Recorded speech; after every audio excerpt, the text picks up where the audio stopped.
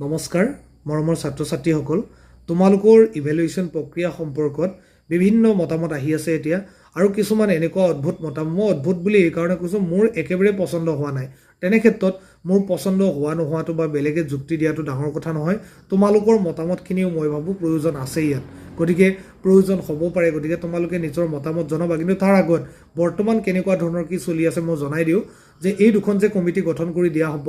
এই কমিটি দুখনে নিশ্চয়কৈ বিভিন্ন শিক্ষাবিদ শিক্ষক শিক্ষয়িত্ৰীৰ পৰামৰ্শ লৈ সিদ্ধান্ত এটা দিব যেহেতু জানিব পৰা মতে গোটেই ইভ্যালুয়েশন প্ৰক্ৰিয়াটো বিদ্যালয়সমূহে কণ্ডাক্ট কৰিব এতিয়া কথাটো হ'ল যে তোমালোকৰ যে মাৰ্কশিটখন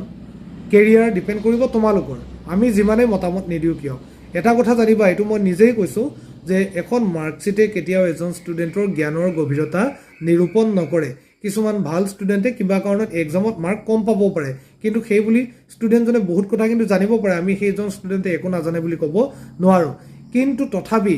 টু সাম এক্সটেন্ট আমাৰ অসমৰ ক্ষেত্ৰত যদি ক'বলৈ যাওঁ বিভিন্ন সময়ত তোমালোকে কম্পেয়াৰ কৰিছা বেলেগ ষ্টেটত অমুক হল আমাৰ ইয়াত কিয় নকৰিলে তাত কিছুমান কথা আছে মই তোমালোকক কওঁ বেলেগ ষ্টেটৰ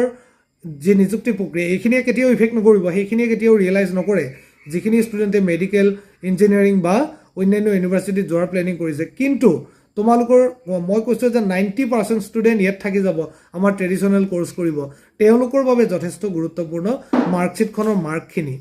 কিয়নো আমাৰ অসমৰ নিযুক্তি প্ৰক্ৰিয়াটোৱে এনেকুৱা আজি দুদিন পাছতে যেতিয়া ৰিজাল্ট দিব আমাৰ ম্যাক্সিমাম ষ্টুডেন্ট দুখীয়া ঘৰৰ ল'ৰা ছোৱালী সেইখিনিয়ে চাকৰি বিচাৰিব বাধ্য আৰু তেতিয়া কিন্তু মাৰ্কশিটখন মেটাৰ কৰিব গতিকে মাৰ্কশিটখন যদি তোমালোকৰ বেয়া হয় এইখনে বহুত বেয়াকৈ ইফেক্ট কৰিব আজি ৰিয়েলাইজ নকৰিব পাৰা আমি বহুত যুক্তি দিব পাৰো মাৰ্কশিট ডাঙৰ কথা নহয় মই কৈছো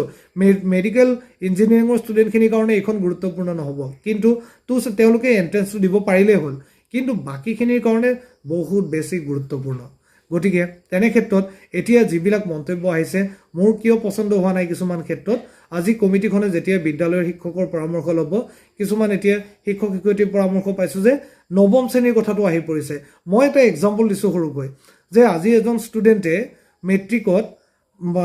মেথছ বা সায়েন্সত ভাল মাৰ্ক পালে আৰু বেলেগৰ কথা শুনি সায়েন্স ষ্ট্ৰীমত এডমিশন লৈ ললে